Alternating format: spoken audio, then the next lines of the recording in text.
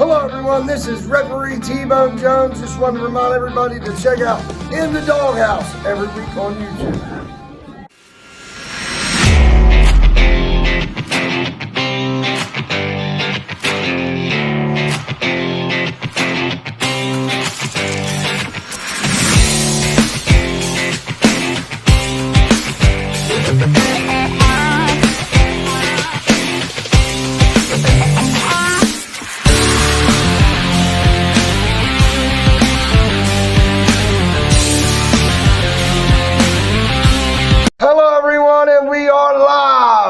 For In the Doghouse on the exclusive set of USW. And we are here with our very special guest, WCW legend, USW Hall of Famer, Playboy Bobby Starr. I don't know about Bobby. WCW legend. You are a legend. I was you there. are a legend. I was you there. are a legend, sir. You're a legend. Whether you want to admit it or not, you're a legend, sir.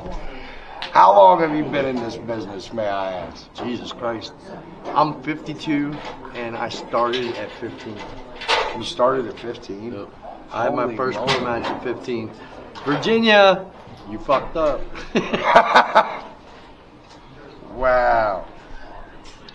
What is your greatest accomplishment in wrestling? What would you consider your greatest accomplishment? Unlike a lot of the guys, I paid 100% of my bills from the wrestling business. I didn't have another job.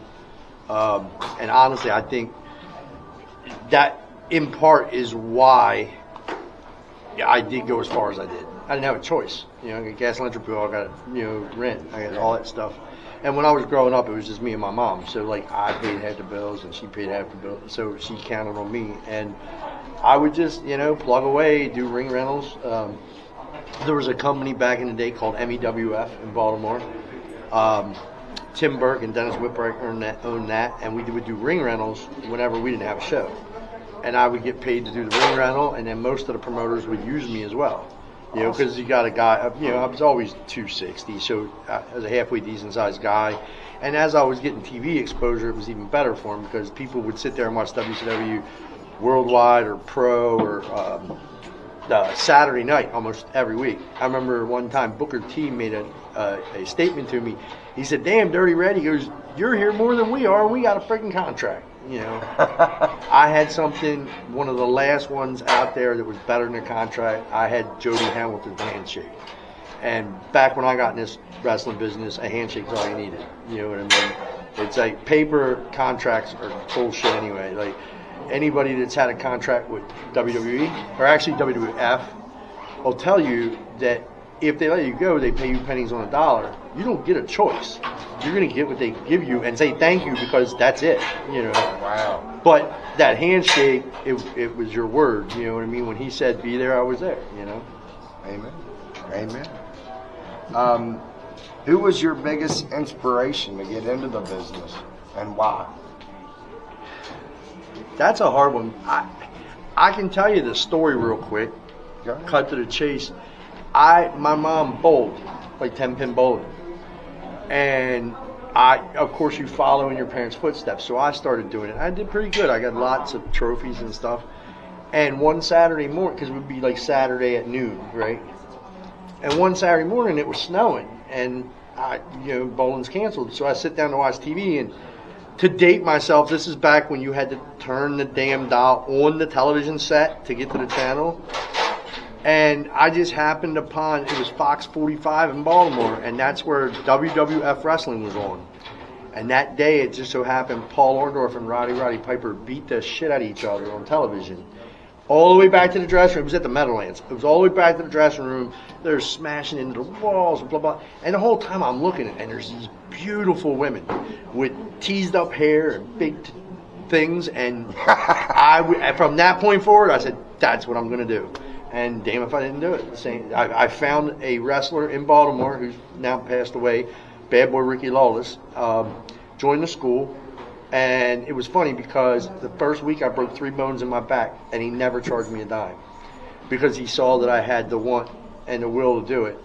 And it's funny because for all you out there watching, and like I don't know how much you know, but I started with Axel Rotten, Dave the Wave, Sledgehammer McGill, Morgus the Maniac. Like all the guys that I started with have either now passed on or they made it somewhere. You know what I mean? Like, and over the years you had the MEWF, then MCW, which is huge still to this day.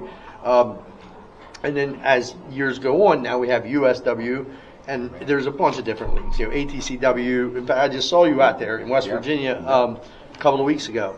And I'll be honest with you, I don't know what the hell I'm doing now. Like, I do this out of pride and for love for Brian and his family and like his dream. This is his dream to make this happen for everybody. And I want to be a part of that dream because if my knowledge and know power, if I can help, whether it be backstage, on commentary, in the ring, I'm there. As long as I can still walk and I'm not getting hurt and messing my job up, you know. Yeah. But yeah, 53 years old, I did screw up and my girlfriend let me know it. 53 years old, man, it's not as easy. But I'll be honest with you, today I was in a 6-man tag here, and one of the guys is 66. And I looked at him when he said that, and I was just like, holy shit. I wrestled on a card with him when I first started when I was 15. Wow. And we're still working on shows together. And then Andrew Anderson, I didn't ask him his age, but I know he's right there with me about the same, you know. And people ask, what, huh? I'm getting cues, like, I don't know if it's a go-home cue or... 57. Oh, Andrew Anderson's 57. They know more than I do. I don't know. But it's one of them things. It was a lifelong dream. And here's the deal. If you've been in this business 10 years and you didn't get signed and you don't have a job, you're not going to get a job. Look at all these kids they're using. 90% of them are children. They're kids. Yeah. They're young kids. Absolutely. They don't want older guys anymore. Like when I first came around, Dick Worley was the referee, right? Dick was in his late 50s.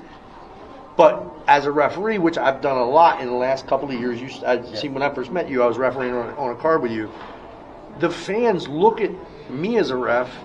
They hear that I'm in all these different halls of fame from wrestling, and they know I'm in my 50s, so they respect an older referee. They don't respect the young kids. You know what I mean? Yeah, and it's like, definitely. That's something the promoters, I think, honestly, they don't pay attention to. They're so caught up in this young stuff. And that's cool. I mean, they'll be around for a couple weeks. I've been doing this my entire life. So, you know, and I'm not saying I didn't have jobs. I didn't have a lot of them. I mean, I've been with the same company now for 24 years or whatever. I'm getting ready to retire from there. But I had to get a union gig, you know, and so I have a retirement and health insurance. But, you know, but like as far as, like I said, there was no one person, like, there was not just one person. I just saw Piper and Orndorff beat the living piss out of each other that day. And I was just like, wow, you're going to get paid to travel the world, and there's girls everywhere, and there's parties everywhere. Because honestly, back then, I didn't know anything about drugs. I'd never even smoked weed yet, you know. But it just sounded like the coolest career ever. It's like a rock star. And I've compared our business to rock and roll a million times because it's the same business. We show up, they set up, we go on, we get back, take a shower, go to the next town. You know what I mean? Yeah, it's just like being in the rock business. And now we drink Oxy Shred. Don't know who makes it, but for $5 a case, I'm in. Nothing wrong with that whatsoever. Gotta ask you, during your WCW days, you were around a lot of big names.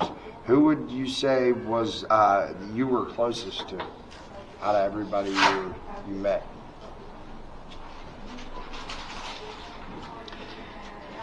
Sherry Martel? I mean, there was a bunch because, like, Tom Brady is a dear friend.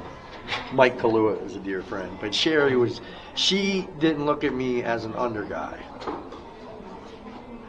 But I'm trying to think. Booker T, too. I mean, the Harlem Heat guys, I was there when they came in. And I watched them go from kind of a giant team out of Texas that nobody really knew that they saw on Global to the how many times did Booker win the world title? You know what I mean? Like unbelievable. 5 or 6. Yep. And I still speak to him, and I speak to his brother Stevie. Stevie's got like a podcast thing that's like a live thing that goes really well for him. Awesome. And he's got his daughter. I mean, those guys are just so phenomenal. But I was friends with so many people, man. When WCW ended, it was such a horrible thing because friendships that had been there for so long with so many people just disappeared because we all lived in different parts of the country. It wasn't like we all lived in Atlanta. I mean, a lot of guys did. But when WCW ended, I live in Baltimore. I'm not going to drive to Atlanta just for the hell of it. That's a long drive, you know. I was there. My deal was pretty simple. I think I kept it for as long as I did because they didn't have to fly me all the time. Like I wrestled in Denver and different big cities for Nitro and stuff. But those we had to fly to. But the weekly Saturday night tapings, I would grab guys like here from USW. If I wish this company was around back then because I needed bodies. And they would call me and say, hey, Bob, can you grab me 5 guys? I'd call around. And it's pretty hard back in the day in 92, 3. You got to call your boss and say, hey, I need 4 days off because I'm going to Georgia to play wrestler. And it's like every single, because I was there every week. Yeah. Those guys that would switch on and off. And I had guys like Mike Corey and John Crystal. And it was funny because Dwayne Gill and Barry Hardy were running the WWF crew. I was part of that at first. I had a great time, but to me personally, up there, the guys just treated you a little bit different, and you really got the shit beat out of you. I mean, it was a normal thing. Hence, that's where I learned what Percocet and Vicodin were. But when I got my shot at WCW, thanks to Vader being a stiff asshole at the time, God rest his soul, man. I mean, but at the time, he almost made me deaf by punching me in my ear at the Baltimore Arena. Oh, my. And Dusty called me the next day, and I hung up on her because I kept hearing the phone ring, and I thought somebody was ribbing me. And like after he called me 2 or 3 times, he goes, "Listen, kid, you hang up on me one more time, and you're done." He goes, "I need you at Center Stage, Atlanta, Georgia, next Monday." Yes, sir. I didn't have a driver's license yet. I didn't have a car yet. I borrowed my girlfriend's car with no license, drove 750 miles, and wrestled. The first night was Johnny B. Bad. The second night was in Anderson, South Carolina with Van Hammer. And I was what do you call the crystal thing that I was ignited. Like I was on every TV after that. You know, everything that he could get me on, he got me on. Because I didn't have a problem doing what my job was. You know, I wanted to be the big star. Everybody does. But the thing of it was, I also didn't have a problem. You're going to make sure that I can pay all my bills? Yes, sir. What do you need? You know what I'm saying? Plus, I got to travel all over the place. We were in Florida every 3 months for like 9-10 days. We were in Georgia all the time. And I mean, when I said Georgia, bro, we wrestled in every bullshit arena there was in Georgia, but it was fun. You know, you would walk around back then, and I try to explain to people, and most people don't get this. Hopefully you do. In my day, when I say my day, I'm talking from like 90 to 2000, that 10-year time period. We were superstars. Didn't matter if you were Hogan or if you were Bob Starr. Everybody was superstars. You're on television all the time, blah, blah, blah. Today, you have 6 superstars and you have a whole shitload of wrestlers. Or workers, I should say, because they all know how to work. It's not, I don't ever question that. But the difference is, to this day, when you see, God rest his soul, like Junkyard Dog, if he was still alive today, he would be coming to small shows like this, sitting there signing $500 worth of pictures every single day. You know, the guys from the old school that were from back then make a killing on the independents. Oh, yeah. Where the new guys will make a killing for a short time, but then they forget about them, just like they forgot about that they were even on TV. You know, like somebody mentioned the name Lance Cade to me the other day, and I'm sitting there and I'm thinking, damn, I know that name, and it's just not clicking in my head. He was World Tag Team Champions. With Trevor Murdoch, right? Yeah, with Trevor. And I don't know, everybody knows Trevor, but like when Lance passed away, he just like faded into oblivion. And that's not cool, man. No, Everybody, when you're in this business, your body gets destroyed. Period. There is no ifs, ands, or buts. You're giving your body for the business, for the fans, and for just the love of travel. And because the girls are gone, the parties are kind of gone because the drugs suck nowadays. They kill people. Like the worst thing I ever did, where you take something and you fall asleep in the hotel lobby. Big deal. You know, I fell asleep naked at a pool in Atlanta once. I mean, shit happens. The manager came out, put a hand towel over some personal parts, and said, "Get your ass back in your room." Yes, ma'am. I'll never forget this. For anybody out there that might see this that knows me, Miss Delane at the Ramada in Atlanta. God love you. You saved all of us. That's awesome that you still remember her. What advice do you have for the up and coming generation of wrestlers? What advice can you give them? That's a rough one. Because my advice now versus my advice then is two different things. My advice then, go smoke all the dope, take all the pills, go all the parties, do all the towns. Now, get your college education, because this shit is not going to pay your bills for long. There is maybe, in all honesty, 20 guys making the money you think we make. You know, your Randy Ortons, your Cody Rhodes, and I'm not going to go down the list because I'm going to miss somebody and sound like a total idiot. But, like, now versus then, your shelf life is very small now. Back in the day, this was a career. You look at Dick Murdoch and Dick Slater and Kevin Sullivan and all these. They were in the business for 40 years on top. I don't even know how to explain to you how hard that is. That is like, tough. I was never up here, and I have no problem saying that.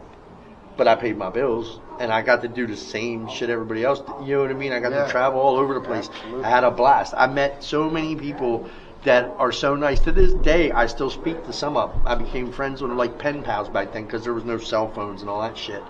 But I still have a few of them. Every once in a while, I'll get a Christmas card or a birthday card, stuff like that. And it's just because they were nice people, you know. I mean, but like I said, get your education first.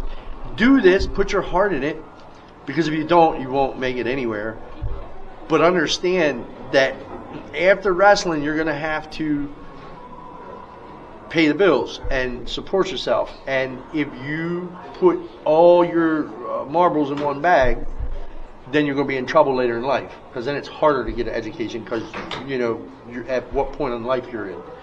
But other than that, just keep your nose clean, man. You could say the wrong shit to one person now, and you're done. Literally done. And it's happened to so many friends, you know. It's a big joke when you talk about, what's his name? The help. Diddy. Diddy and parties. Whoopee. Yeah. I could tell some stories that would make people go, "Oh my God!" Same shit as Diddy. Not a good idea. The difference with Diddy is they want to cancel him, and like, you want to cancel me? Cool, see ya. It just, to my generation, it doesn't matter. Yeah. Like, if we had cell phones, we would have all been in jail. Period. I'm not telling no stories on nobody. I'm not none of that. We'd have been in jail. And nowadays, No, you would have had proof. nowadays, the comedy factory back there behind the camera. The thing of it is it's just, you know, everybody wants to bitch and complain and you know, hey, did I do this, and this? Yup. Did I have a blast? Absolutely. Would I do it again? Not in 2025, because I would end up in jail. I have no one to be in jail. So, like, but I love, like, being here and dealing with the young kids and seeing their smiles and them coming up and asking questions. Like, you've asked limited, but you have asked me some questions when we were out by your hometown and stuff like that. And I'm one of the guys, I don't mind that. If I have some sort of knowledge that I can pass to you or to one of the boys or the young girls that are in the business, I'm more than gracious to do that, because you know what, I had guys like Barbarian and Bobby Eaton and the Road Warriors. They were good. Hawk was a good friend of mine, you know, God bless his soul. so many of them that just, if I asked a question, they had no issue saying, talking to me. Now, I'm not going to say they did that with everybody, but when the guys would see you all the time and they would see your work and know that you're not going to go out there and screw up or hurt them, stuff like that, they trusted you, and like it was a totally different thing. Because I'm going to tell you something, I don't know where the pictures are now, but I spent, right before he passed away, Tommy Morrison, the boxer, had AIDS and died of AIDS. Well, I partied with him in the Baja Beach Club in Orlando. I guess it was 93, 94. All my guys did. They couldn't believe that Tommy Morrison looked down, saw Arn Anderson, and I think Beefcake was there, and a couple other guys, and he's like, "Come upstairs." Upstairs, everything's in the house because he's paying for it.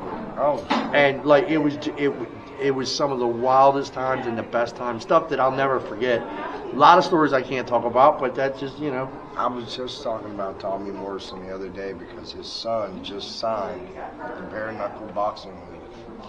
Yeah, he's going to become a bare knuckle boxer. So, that's crazy. Yeah. And from what they said in the article, he's got power like his dad. So that's going to be interesting. Left hand like his dad. Now he just got to stay out of trouble like his dad. Yeah. Okay, well, now 2 more questions and we'll let you go. Who was your coolest person to meet who was the coolest person to be in the ring with during your career? Who was your favorite person? What do you like, wrestling the best wrestler? Your best opponent you ever had. Jesus Christ. You're Best asking me to opponent cut ever. my own throat. I'm putting you on the spot. Man, I've wrestled Sting, I've wrestled the Road Warriors, I've wrestled Randy Savage, I've wrestled Eddie Guerrero, Bobby Eaton, Ricky Steamboat. Like, I've wrestled the best in their business. To pick one guy is almost impossible. But I can tell you this, if you were to say who was the one wrestler who had everything in the world in his bag, it was beautiful Bobby Eaton. That man was so amazing. He had socks, toothbrushes, he had extra stuff for anybody that needed help. Bobby, God, I miss you, brother. Brad Armstrong as well was an amazing person. All the Armstrongs are great guys. Yes, sir. Who would you say is the stiffest person you've ever been in the ring with? And that's my final question. Who asked me that today, Brian? Somebody asked me that question today. 100% Vader. And I'll be honest with you, I wrestled Scott Norton one time, and he had just come home from Japan, and we have spoke many times through Facebook and stuff since, and his wife Tammy, they're the nicest people.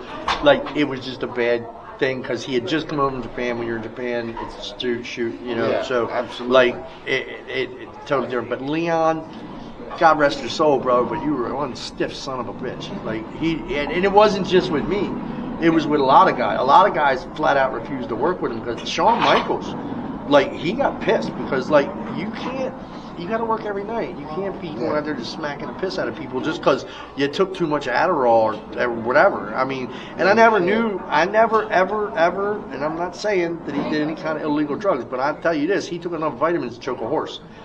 He had, like, Ziploc bags full, I mean, like this deep of a gallon-sized bag full of all these pills, and I asked him once, I said, Leon, what is that shit? Oh, it's this, that. It was like all these supplements and vitamins and all this, and I'm thinking, that shit's making you crazy, bro. Like, damn. But, and independent-wise, like, there's been stiff guys, but nothing like Vader. Vader could really hurt some. I was there the night he broke Joe Thurman's back, and that was scary shit. But anyone that's in this business for any amount of time that is labeled good doesn't hurt people. That's not what we're here for. Like, we're here to make you forget about your bills and your bitchy wife and your pain in the ass kids, and, like, just for like 2 hours, and have fun.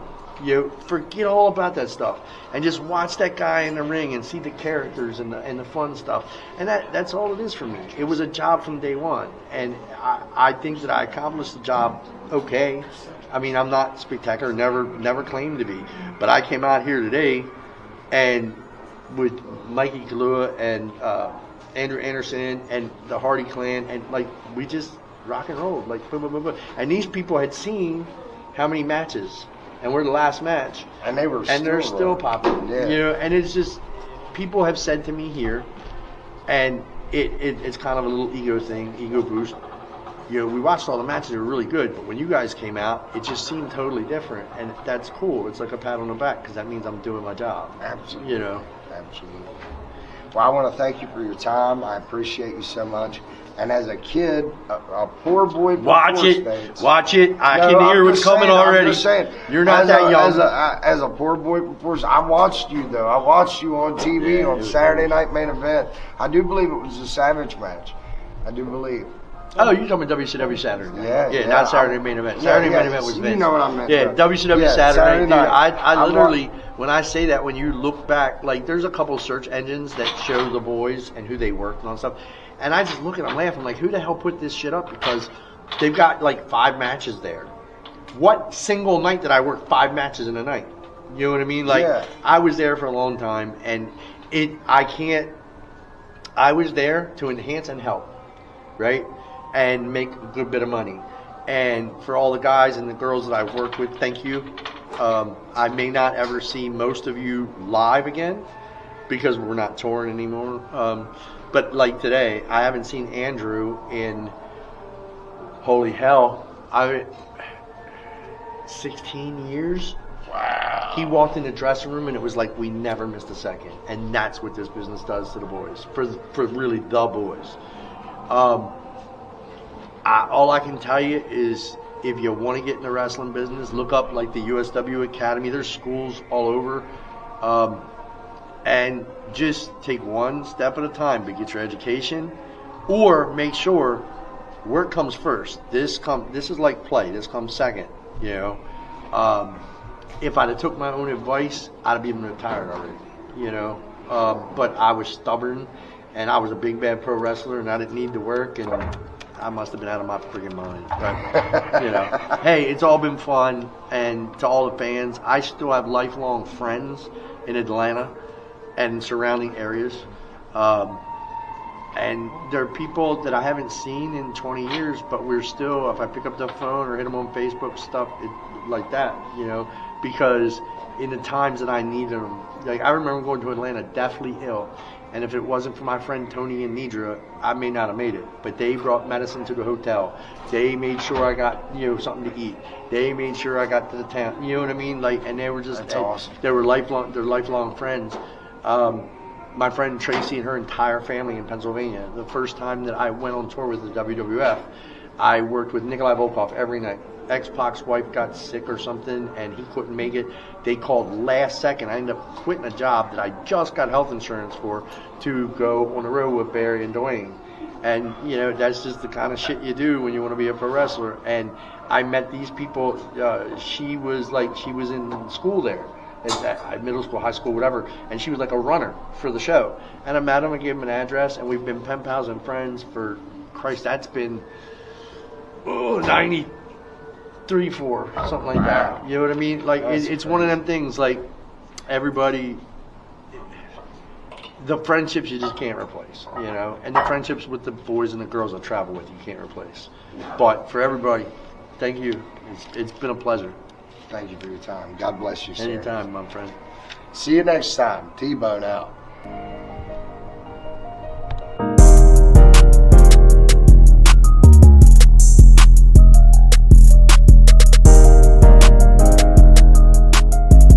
Please like, share, comment, and subscribe to see all the action of Referee T-Bone Jones Production.